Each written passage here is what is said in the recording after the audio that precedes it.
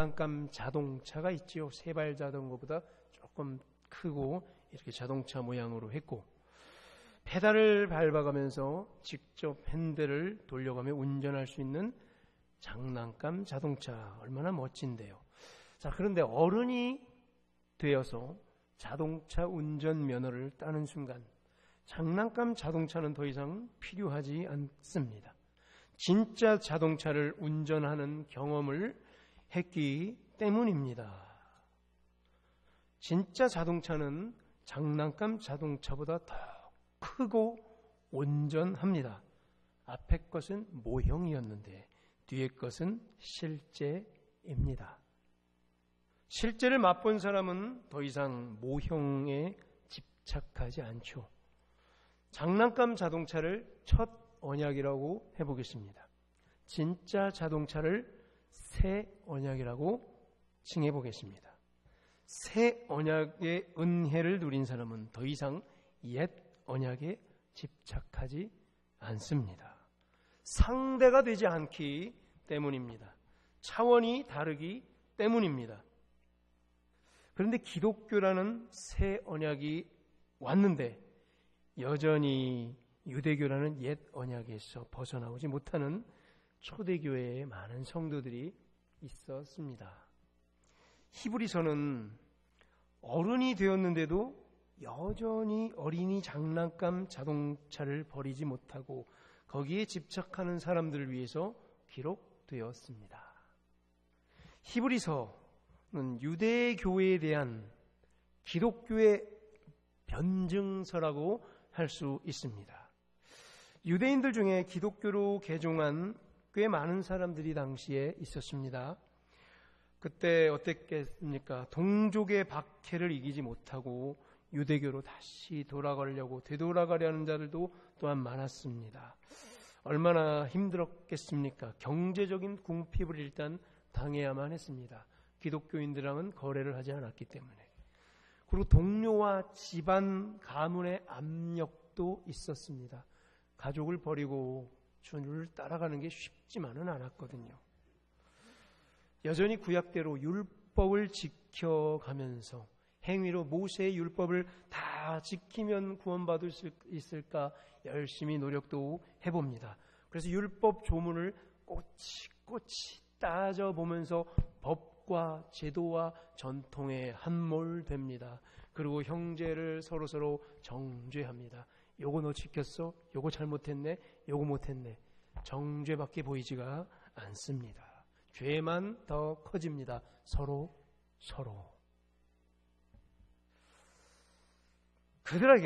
이런 그들에게 그리스도의 우월성을 증거함으로써 새 언약의 완전성을 설명함으로써 배교를 방지하고 복음 전파를 촉진시키려는 것이 우리가 오늘 봉독한 히브리서 이제 한복판에 있는 이 9장의 말씀입니다.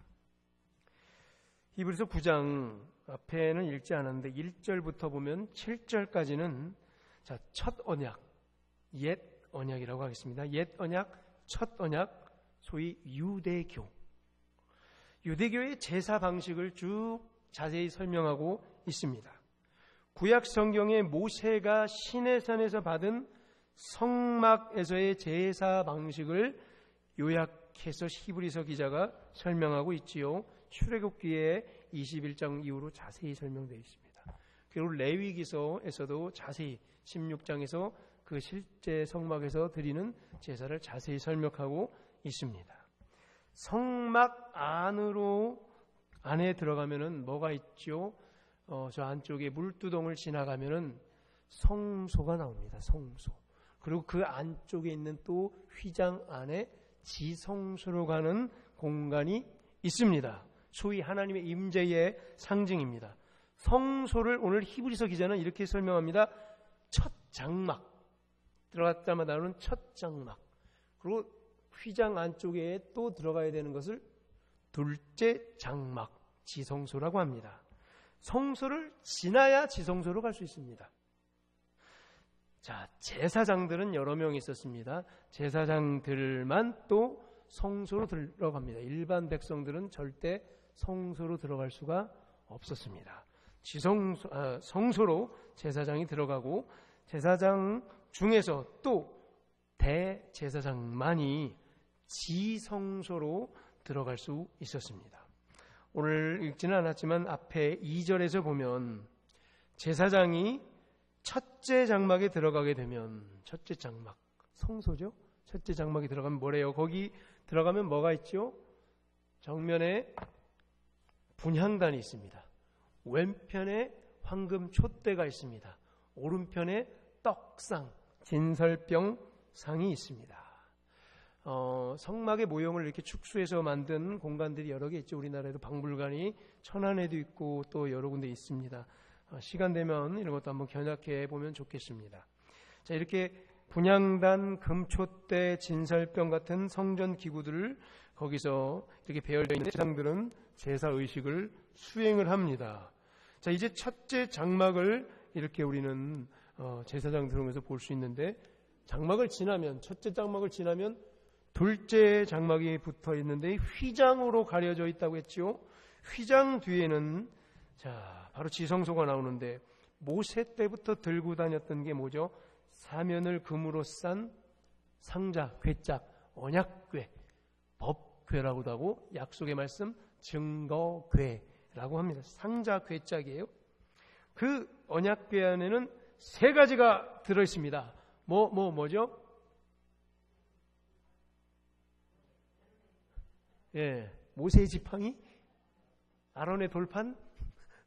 예, 먼저 거기 뭐가 있냐면 십계명 돌판이 두 덩어리가 있어요.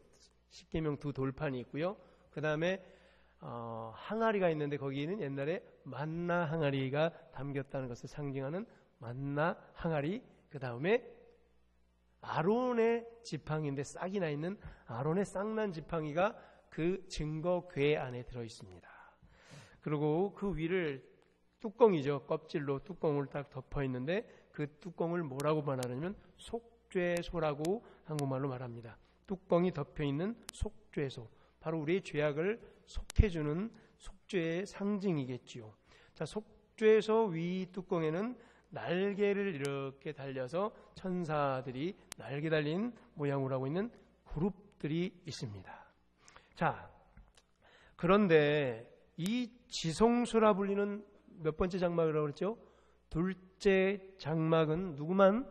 대제사장만 홀로 1년에 몇 번? 한 번만 들어갈 수 있습니다. 대제사장이 지성소에 들어가야 하는 일은 한마디로 속죄 제사를 드리기 위해서 들어갑니다. 죄를 속하기 위해서. 자, 반드시 피 흘림이 있어야 속죄가 이루어집니다.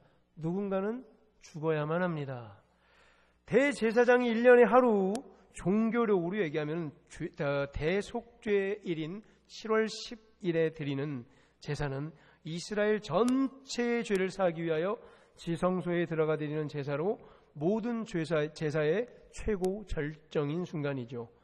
대제사장만 홀로 1년에 한 번 들어갈 때마다 피 흘림.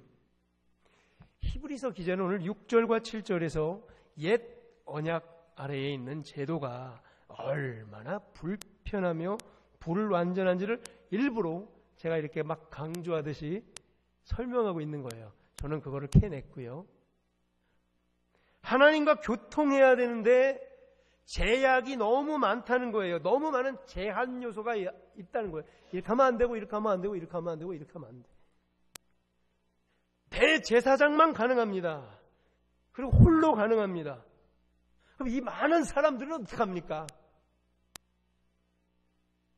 1년에 한 번만 가능합니다. 매일매일 죄 짓고 살아야 되는데 어떡합니까? 1년 동안 어찌합니까? 들어갈 때마다 피 흘려야 되는데 누가 매번 그 피를 이렇게 흘려야겠습니까? 여러분 올 때마다 매번 피 흘리고 옵니까? 이거 피 흘리고 오셨습니까? 너무 불편하고요. 제약적인 요소가 너무 많죠. 지성소 첫째 장막으로 1년에 한 번 들어가는 대제사장이 자, 어떤 제사 의식을 수행했는지 제가 조금만 더 설명해 드리겠습니다. 오늘 히브리서 9장은 레위기 16장 중간 부분을 이렇게 압축해 놓은 건데요. 제가 좀 설명을 드리겠습니다. 대제사장은 먼저 이제 성소 끝에서 금향로를 취하여 여호와 단 앞에서 불을 지핍니다. 향단에 불을 지핍니다. 연기가 나겠죠. 두 손에는 곱게 간 향기로운 향을 채워서 지성소로 들어갑니다. 여호와 앞에서 분향하여 향연으로 증거계 위, 아까 증거계 언약계 위 속죄소 뚜껑 가리웠죠. 그 속죄소 위를 연기가 자욱히 가림으로 대제사장 자신이 죽음을 면할 수 있었다고 합니다. 연기로 가리워져서. 분향하는 연기로 속죄소를 가리운다는 것은 뭐예요? 사람이 하나님의 임재를 대면하면 죽는 거죠. 대면해 볼 수 없는 연약한 존재라는 것. 대제사장마저도 연약한 존재라는 것. 연기로 누군가가 가리워줘야 돼요. 뭐를요? 우리의 죄를. 대제사장이 자기의 권속들 레위인들과 모든 이스라엘 백성들의 죄를 속하려고 들어갔는데 나도 죄인이거든요. 제사장이 죄인이거든요. 그래서 그 연기를 바로 지성소 앞에 피우는 거예요. 내 죄를 가리워달라고. 누구나 다 죄인입니다. 대제사장마저도 죄인입니다. 이제 분향을 다 하고 나서 지성소에서 잠시 대제사장이 나옵니다. 그 앞에 잡았던 숫송아지 피를 가지고 다시 들어갑니다. 피를 가지고 먼저 손가락으로 속죄소 동편에 뿌리고 다음으로 속죄소 앞에 손가락을 가지고 피를 몇 번 뿌려요? 7번. 7번을 뿌립니다. 한 번만 뿌리면 되지. 왜 7번을 뿌릴까? 이스라엘 백성들은 숫자 7을 좋아하죠. 7이란 숫자는 뭐예요? 항상 완전수죠. 여호수아도 여리고성 몇 바퀴 돌았어요? 7바퀴 이렇게 돌고 완전수를 얘기하는 7번을 이렇게 뿌립니다. 자, 이 느낌이 어때요? 한 번만 뿌리면 되는데 왜 7번 뿌릴까요? 그러니까 불안한 거예요. 한 번만 뿌리자니 불안해요. 찜찜해요. 7번 뿌려야 마음이 편한 거예요. 그래서 7번 뿌리는 거예요. 다 완전하지 못하기 때문에 이런 거 상징적이란 거로 해가지고 완전함을 받아보려고, 위기를 모면해 보려고, 죄를 지워보려고 하는 행위들인 거죠. 하나님께서 피를 보시고 죄를 사하여 주실 것을 간구하는 의미이며 7번 뿌린다는 것은 완전한 속죄를 갈망합니다. 완전히 사해 주시옵소서라고 7번 뿌리는 거예요. 그런다고 죄가 완전히 사해집니까? 완전히 사해지든가요? 내년에 또 와서 또 뿌려야 돼요. 내년에 또 해야 돼요. 또 피 흘려야 돼요. 계속 반복해야 돼요. 그렇지만 열망하고 있습니다. 누군가 이후에 오셔서, 누군가는 완전한 분이 오셔서 속죄를 감당해 줄 것을 간절히 바라며 여전히 완전하지 못한 채 7번 뿌리는 거예요. 7번 뿌리는 순간 여전히 완전한 게 아니에요. 상징일 뿐이에요. 예표일 뿐이에요. 완전하고 영원한 속죄를 그리스도 예수께서 오셔서 감당해 줄 줄로 믿습니다. 오직 예수님밖에 없어요. 구약부터도 영원한 속죄, 완전한 속죄를 열망하고 있음을, 갈망하고 있음을 오늘 히브리서는 기자는 일부러 드러내고 있어요. 그런데 할 수 없었지. 옛 언약에 머물러서는. 숫송아지 피에 이어서, 자, 숫송아지 피를 뿌리는 것은 제사장 자기 자신과 그 다음에 레위인들, 레위 권속들만 일단 속하는 것의 상징이 숫송아지. 그 다음에 다시 또 나갑니다. 이번에 또 잡았던 염소의 피를 갖고 들어옵니다. 염소의 피, 속죄제 염소를 숫송아지에 이어서 갖고 옵니다. 자, 이때 염소는 몇 마리를 대기했냐면 2마리. 한 마리는 이미 잡아 죽였습니다. 또 한 마리는 돼지. 잡아 죽인 염소의 피를 갖고 들어와서 똑같이 뿌립니다. 7번 또 뿌립니다. 왜 제가 7번 다 했을까요? 지겨워. 됐어, 그만하면. 7번 또 뿌려야 돼요. 왜 자꾸 또 하죠? 제사장, 이번에는 모든 백성의 죄를.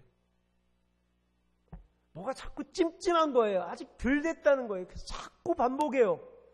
자, 이제 이렇게 지성소에서 이 제사의식을 마치고 나서 또 한 마리 염소가 있습니다. 아직 다 끝난 게 아닙니다. 회막에서, 지성소에서, 단에서 속죄를 다 마쳤는데 아직 끝난 게 아니란 얘기예요. 바로 남아있던 한 마리 염소, 그 염소의 이름을 아사셀 염소라고 합니다. 아사셀 염소. 아사셀 염소의 머리 위에 대제사장이 안수를 합니다. 왜 그럴까요? 이렇게 피를 흘려 속죄를 간구했잖아요. 7번. 그러나 그럼에도 불구하고 우리의 생각과 골수와 연약한 성품 구석구석에 박혀있는 죄악까지, 피를 타고 흐르는 죄악까지 씻어낼 수 없는 것을 구약 제사 때도 이미 알고 있었어요. 이렇게 해도 찝찝한 거예요. 그래서 염소 한 마리를 또 따로 떼어서 다시 남은 죄까지 다 가져가라고 안수를 하고 그 염소를 끌고 어디론가 갑니다. 이스라엘 백성들이 회막을 옮기면서 성막을 지을 때는 항상 장소를 염두에 둡니다. 먼저 쫙 펴진 광야길이 있어야 되고요. 그 다음에 내리막길이 어느 정도 가파른 내리막길이 반드시 있는 곳 근처에 회막을 짓습니다. 그 내리막길 길은 항상 낭떠러지가 있는 곳에다가, 낭떠러지 저 밑에는 뾰족하게 나온 뾰족한 돌짝밭이 있는 그 위에다가 성막을 짓습니다. 자, 이 염소를 이제 광야로 끌고 갑니다. 아사셀 염소를 따로 준비해서 끌고 갑니다. 아사셀, 사라지는 염소, 제거되는 염소, 델리트, 삭제되는 염소, 사박, 엘리, 라마, 사박, 다니, 셰박, 분리하다, 사라지다, 아사셀, 그 뜻이에요. 제거하다. 뭘 제거할까요? 죄를 완전히 우리랑 분리시키기 위해서 이 염소를 멀리 죄를 다 가진 염소를 우리와 분리시켜서 멀리 데리고 가서 비탈길에서 이 염소를 막 쫓아가면 도망가다가 비탈길에서 떨어져서 낭떠러지에 떨어져서 뻑! 하고 내장이 다 터져서 죽습니다. 이렇게 죄를 사해야 좀 안심이 돼요. 염소 터졌다. 드디어 이쯤 돼야 내가 좀 죄를 사한 것 같이 하고 기분이 그냥 좀 좋아지려다가 그래도 찜찜. 이게 구약의 옛 언약의 제사 방식입니다. 뻥 하고 터질 때에 누가 터져 죽었어야 하는 거예요? 우리가 터져 죽은 거지요. 내 자아가 뻥 하고 터져 죽이는 역사가 오늘 우리에게 있기를 바랍니다. 뻥 하고 우리가 터져 죽은 거예요. 내 욕심과 교만이 뻥 터져 죽은 거예요. 죄가 그만큼 무서운 겁니다. 내가 뻥 하고 안 터져 죽으면 누군가를 뻥 하고 우리는 터뜨리는 존재라는 거예요. 오늘 읽었던 성시교동문, 넘어지는 담과 흔들리는 울타리같이 사람을 죽이려고 너희가 일제히 공격하기를 언제까지 하려느냐. 늘 남을 넘어뜨리려고 여전히 구약의 옛 언약에 사로잡혀서 죄를 조목조목 율법 조문대로 따져가며 이거 잘못했지, 요거 잘못했고, 요건 안 되고, 이러면 안 되고, 요건 이러면 안 되지라고 그리고 열심히 노력해봐서 구원을 얻어보려고 해도 어떻게 된다는 얘기예요? 불안한 거예요. 양심은 편하지 못하다는 거예요. 아직까지 구속이 완전성이 없다는 거예요. 두렵다는 거예요. 그래서 반복해서 계속해서 복잡하게 그 둘째 장막으로 가려 하는 거죠. 너무나 복잡합니다. 둘째 장막으로 건너가야 죄를 사할 수 있는데 둘째 장막인 성소로 가는 길이 너무나 복잡했고 휘장으로 가려져 있었던 거예요. 오래 1년 동안 기다려 했고요. 힘들었어요. 성령께서 오늘 히브리서 기자를 깨닫게 하고 준 말씀이 있습니다. 8절을 보면요. 8절에서 그래서 성령이 이로써 보이신 것은 성령께서 히브리서 기자에게 깨닫게 해주셔서 보였어요. 구약 성경의 레위기를 해석해서 이해하게 해주셨어요. 마치 오늘 우리처럼 말이죠. 첫 장막이 있을 동안에는 뭐래요? 둘째 장막으로 가는 길이 아직 나타나지 않은 거지. 길이 아직 열리지 않았다. 첫 장막은 현재까지 비유를 통해 존재했을 뿐이라는 거예요. 가로막혀 있음을 상징하는 거예요. 휘장은 가로막혀 있다. 그리고 첫째 장막은 일시적인 필요를 상징해주고 있는 거예요. 떡상과 또 금촛대와 분향단 일시적인 거예요. 나중에 누가 오면 이 세 가지 다 가지신 분이 오면 이거 필요 없어요. 예수 그리스도께서 오셨기에 이제 이거 필요 없어요. 새 언약에서는 말이지요. 누가 그 개혁을 이루었습니까? 10절에 보면요. 어느 때까지 길이 막혀 있습니까? 여기까지 10절 개혁할 때까지 누가 개혁합니까? 예수 그리스도께서 오셔서 개혁할 때까지 일시적으로 봉사하기 위함이 첫째 장막이에요. 첫째 장막은 있을 필요도 없어요. 우리는 단번에 어디로 들어가요? 둘째 장막 지성소로 들어갑니다. 예수 그리스도께서 그 휘장을 찢으셨죠. 십자가에 달려 죽으실 때 엘리 엘리 라마 쉐박다니 뻥 내장 터질 때 성막 쫙 찢어졌습니다. 완전한 개혁. 1년에 한 번 홀로 둘째 장막을 향해 꼭 피 흘려 들어가야 했던 이 속죄의 제사를 단번에 이루신 줄로 믿습니다. 영원한 속죄인 줄로 믿습니다. 완전한 속죄인 줄로 믿습니다. 12절을 보면요. 그는 영원한 속죄를 단번에 이루사 단번에 성소로 들어가셨다고 합니다. 이 말이 그 말이죠. 피 흘림은 여전히 필요해요. 피 흘림. 그러나 이전에는 다른 피 대신 누구의 피를 흘렸는데 지금은 예수님께서 당신 자신의 피를 가지고 들어가신 것입니다. 그래서 이제 우리는 더 이상 피 흘릴 필요도 없습니다. 앞에 세 개도 필요 없습니다. 떡상과 금촛대와 향단도 필요 없습니다. 휘장도 필요 없습니다. 피도 필요 없습니다. 그냥 들어가면 됩니다. 지금 오늘 여러분 들어오셨듯이 찬양하면서 들어오시면 됩니다.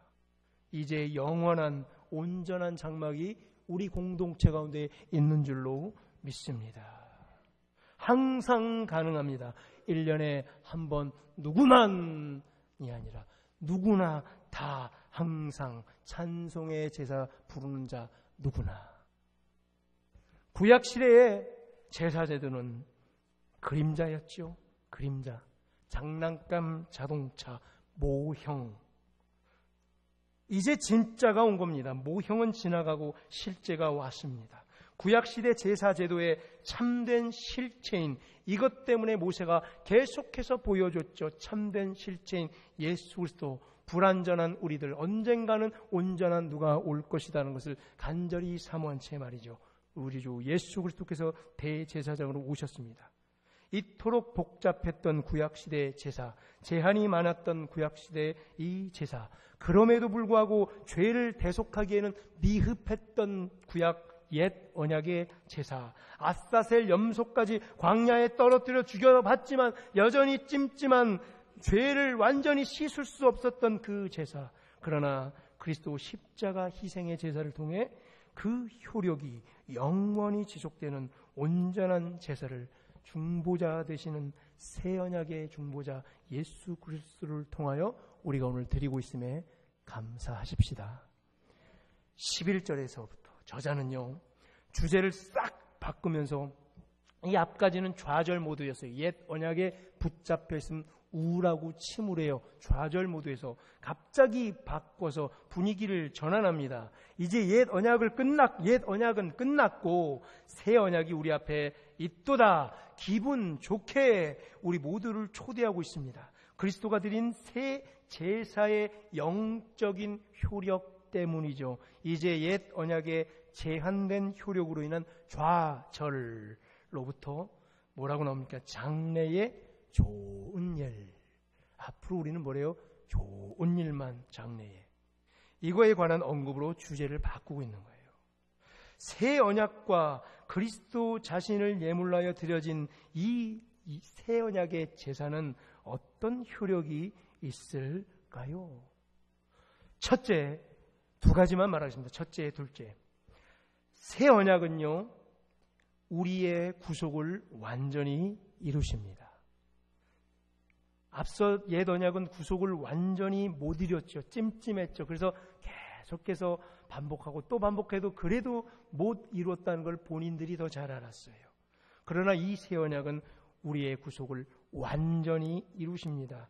율법 아래서는 아무리 따져보고, 자, 제도를 줬어요? 율법을 줬어요? 더 잘 될 것 같죠? 더 잘 될 것 같죠? 이렇게 하면 되고 1항 1조 1항 이대로 하면 더 잘 될 것 같죠? 그대로만 지키면 구원 받을 수 있을 것 같죠? 안 된다는 거예요. 아무도 용서의 확신을 구약 시절에 율법 아래서 가질 수 없었어요. 죄를 없애지 못했어요. 그런 결정적인 약점을 옛 언약은 갖고 있었죠. 그래서 계속 반복할 수밖에 없었어요. 불완전하니까 계속 반복해야 마음으로도 편했거든요. 그러나 오늘 12절을 보면 그리스도께서는 자기의 피로 영원한 속죄를 이루사 우리로 하여금 죄사함의 확신. 뭐라고요? 지금 우리는 뭐래요? 죄사함의 확신을 갖게 된 거예요. 이건 구약 시절에 없었던 항목이에요. 아무리 반복해도 확신을 갖지 못했는데 우리는 뭘 가진 거예요? 확신을 갖게 된 거예요. 이제 우리가 해야 될 것은 뭐지요? 그리스도의 희생제사는 지난날의 모든 죄와 앞으로의 죄까지도 모두 해결해 주셨음을 믿습니다. 다시 질문합니다. 지난날의 죄와 앞으로의 모든 죄까지도 모두 단번에 해결해 주심을 믿습니다. 이게 복음입니다. 그래서 영원한 속죄라는 거죠. 영원한 속죄를 이미 이루신 줄로 믿습니다. 그럼 몇 명 청년들이 물어보죠. 구원은 단번에 이루어지는 겁니까? 구원이 단번에 이루어지기 때문에 앞으로도 계속 죄를 지어도 구원받을 수 있지요? 라고 떨리는 입술로 물어보죠. 젊은 청년들이. 그 말은 뭐죠? 앞으로 실컷 계속해서 죄를 짓겠다는 얘기죠. 죄를 실컷 죄와 범하면서 죄에 깊이 빠지고 싶고 구원은 받고 싶고 죄는 너무 좋고 구원은 또 받고 싶고 죄는 짓고 싶고 죄는 너무 재밌고 즐겁고 달콤한데 구원은 받고 싶고 그래서 이 질문하는 거예요. 그들의 입장 그래서 이 질문하는 거예요. 구원을 단번에 이루셨죠? 그래서 앞으로 죄를 지어도 구원 받죠? 휴, 죄 지으러 갈게요. 이거 아닙니까? 맞습니다. 구원 단번에 이루셨습니다. 믿음으로 말미암아 구원 이루신 줄로 믿습니다. 그게 복음입니다. 로마서 1장 17절에 믿음으로 믿음에 이르게 하나니 오직 의인은 뭐라고요? 믿음으로 말미암아 살리라. 믿음으로 구원 받으면 끝난 거예요. 그런데 그 청년에게 제가 질문합니다. 근데 당신 그 믿음이 가짜면 어떻게 되지? 그 믿음이 가짜면 구원 못 받아요. 오직 믿음으로 구원 받는 건 맞는데 믿음이 가짜면 어떡할 건데? 그래서 그 믿음의 개런티가 없기 때문에 앞서 2개 붙였죠. 믿음으로 믿음에 이르게 하나니. 로마서 1장 17절. 믿음으로 믿음에 이르게. 하나님의 강력한 믿음으로 우리의 연약한 믿음을 갖고 가는 거예요. 그래서 믿음마저도 우리가 믿을 게 못 되네요. 믿음마저도 우리는 의지할 게 못 돼요. 그냥 믿어야 돼요. 그럼 우리가 할 건 뭐만 남아요? 회개만 남아요. 영원한 속죄라고 했는데 그럼 우리는 뭐만 남아요? 회개밖에 없습니다. 이 때문에 참되게 회개하는 성도는 그분께로서 자기의 피로 들이신 희생으로 말미암아 곧바로 그리고 영원히 죄사함을 받을 줄로 믿습니다. 참 회개를 해야 돼요. 참 회개하는 사람은 진짜 믿음을 갖게 돼요. 아까 질문했던 그 청년처럼 이제 또 죄지러 갈게요를 염두에 두고 단번에 구속받은 거 맞죠? 이런 질문 안 합니다. 진짜 믿음 있는 사람은 이런 질문 안 합니다. 따라서 자꾸만 서로 정죄하지 맙시다. 우리가 해야 될 것은 뭐예요? 회개밖에 없어요. 우리가 할 수 있는 유일한 것은 회개와 감사의 찬송밖에 없습니다. 그럼에도 불구하고 여전히 우리가 지금 누구를 정죄하고 있습니까? 정죄의 직분은 감당하지 맙시다. 회개의 직분과 감사와 화해의 직분만을 주께서 우리에게 주신 줄로 믿습니다. 누가 정죄의 직분을 줬다 그래요? 사탄 마귀가 정죄의 직분을 주지 않았습니까? 그래서 여전히 우리도 서로 헐뜯고 있습니까? 여전히 정죄하고 있습니까? 여전히 이게 맞죠? 저게 맞고 이건 틀리고 율법의 조문을 조목조목 따져가면서 정죄하는 한 결코 하나님의 사람이 아닙니다. 예수께서 단번에 찢으셨는데 굳이 그 휘장을 꿰매시는 분들이 있습니까? 절대 구약으로 돌아가서는 안 됩니다. 옛 언약 끝났습니다. 새 언약으로 가셔야만 합니다. 자, 그 새 언약의 효력 둘째, 이것만 보고 말씀을 마칩니다. 두 번째는 뭐냐면요, 새 언약은 우리의 양심을 깨끗하게 합니다. 양심을 깨끗하게 한다. 자, 왜 계속 반복했어요? 양심이 불편했던 거예요. 이 사람들이 율법이 규정한 어떤 항목을 어기죠. 사람들이 의식법상의 부정캔 사람들은 부정하지, 양심이 불편해요. 옛 언약이 제시한 방법을 통해 외적으로는 정결함을 받을 수 있다? 없다. 외적으로 절대 받을 수 없기 때문에 14절을 보겠습니다. 오늘 수사학적으로 이러한 질문을 던지십니다. 14절. 다 같이 14절을 함께 읽어보겠습니다.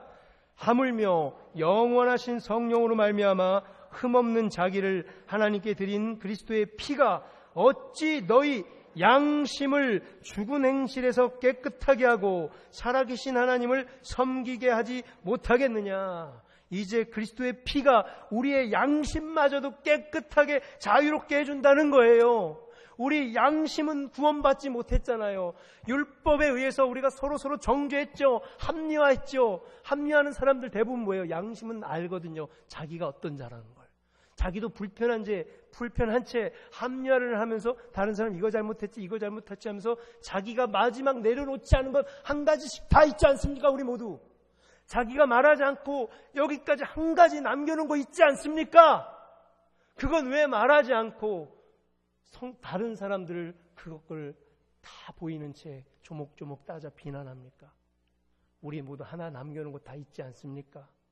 이 양심, 이것마저 해결할 수 없었어요. 구약에서. 아무리 반복되게 제사를 아무리 7번 뿌려도 이 안에 양심은 속일 수가 없는 거죠.